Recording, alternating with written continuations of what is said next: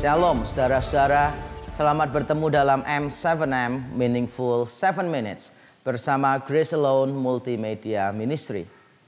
Hari ini kita akan membahas satu sifat Allah yang lain, yaitu Allah yang Maha Tahu. Apa arti kemahatauan Allah di sini? Kalau kita mau memahami kemahatauan Allah, maka kita harus melihatnya berdasarkan dua hal. Yang pertama adalah berdasarkan cakupan pengetahuan, dan yang kedua adalah bagaimana Allah mengetahui. Cakupan dan bagaimana Allah mengetahuinya. Dari sisi cakupan, maka pengetahuan Allah yang Maha Tahu itu mencakup diri Allah dan mencakup segala sesuatu di luar dirinya.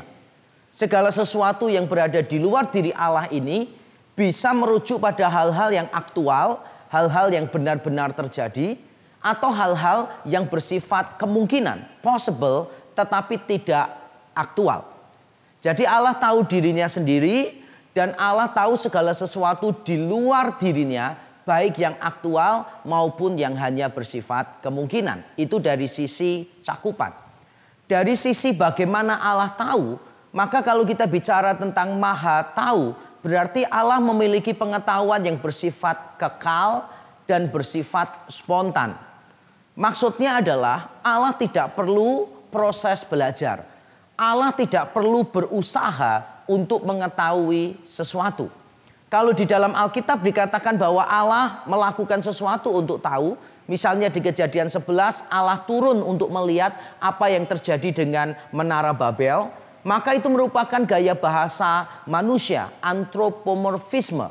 Untuk menggambarkan bahwa sebetulnya Allah tidak perlu itu. Allah tidak perlu proses belajar, Allah tidak perlu berusaha untuk tahu segala sesuatu. Karena dia memang pengetahuannya bersifat kekal dan bersifat spontan. Nah, kali ini kita akan fokus pada cakupan pengetahuan Allah. Sebagaimana saya sudah sampaikan tadi, pengetahuan Allah mencakup dirinya sendiri dan segala sesuatu di luar dirinya. Di dalam 1 Korintus pasal yang kedua ayat 10 dan 11 dikatakan bahwa siapa yang bisa mengenal Allah, siapa yang bisa mengetahui kedalaman diri Allah kecuali Roh Allah sendiri. Jadi tidak ada yang bisa mengenal Allah dengan sempurna kecuali Allah sendiri mengenal dirinya. Jadi Allah mengenal dirinya. Dengan sepenuhnya dia mengenal dirinya.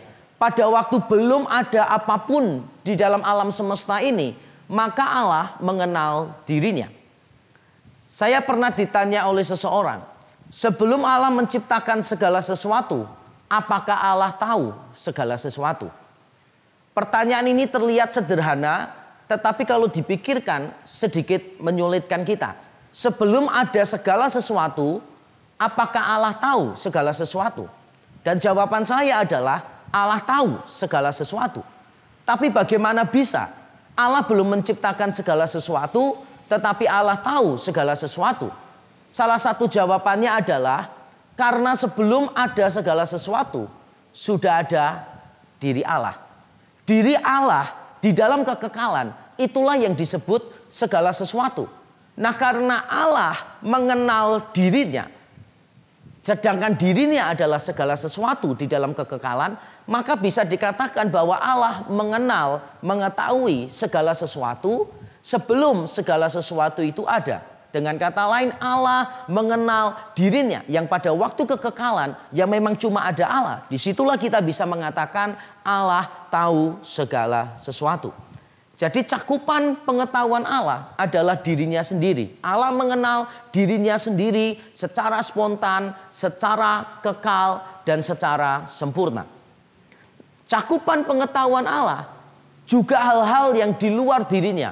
Segala sesuatu yang berada di luar diri Allah, Allah juga mengetahuinya. Dan untuk memudahkan kita, saya membagi menjadi dua. Yaitu hal-hal yang bersifat aktual, yang benar-benar terjadi, yang benar-benar ada, dengan hal-hal yang bersifat possible, kemungkinan. Alkitab mencatat misalnya di dalam Ibrani 4 ayat yang ke-13, bahwa seluruh ciptaan, seluruh makhluk itu telanjang di hadapan Allah. Allah mengenal setiap makhluk. Kemudian di dalam Yesaya pasal yang ke-46 dikatakan bahwa Allah itu mengenal segala sesuatu sejak purbakala, dan Allah telah merencanakan segala sesuatu yang akan terjadi di depan. Apa yang Allah rencanakan, apa yang Allah firmankan juga pasti akan terjadi. Jadi Allah mengenal semua makhluk, Allah mengenal hal-hal yang akan terjadi. Juga Alkitab mencatat Allah mengenal kebutuhan kita. Di dalam Matius pasal yang ke-6 ayat yang ke-8 Tuhan Yesus mengatakan bahwa sebelum kita minta apapun kepada Bapa, Bapa sudah mengenal kebutuhan kita. Di dalam Matius 10 ayat yang ke-30 dikatakan bahwa Allah mengenal, menghitung jumlah rambut kita. Tidak ada satupun yang jatuh tanpa izin dari Allah. Allah mengenal hal-hal yang sepele. Allah tahu hal-hal yang bagi kita tidak penting. Tapi bagi Allah, Allah mengenal semuanya itu. Kalau kita membaca di dalam Mazmur 139, maka kita akan tahu di sana pemazmur mengakui bahwa Allah mengenal pikiran-pikirannya dia. Di ayat yang pertama dan kedua. Kemudian di ayat yang keempat, pemazmur juga mengakui bahwa Allah itu mengenal apa yang akan dia katakan. Jadi setiap kata yang belum dia ucapkan, Allah sudah mengenal. Di bagian selanjutnya juga dikatakan bahwa Allah itu mengenal jumlah hari yang akan dilalui oleh pemazmur. Semua hari-hari yang akan dia lewati, jumlah tahun yang akan dia nikmati selama hidupnya, Allah juga sudah mengenalnya. Jadi Allah mengenal hal-hal yang aktual di luar dirinya.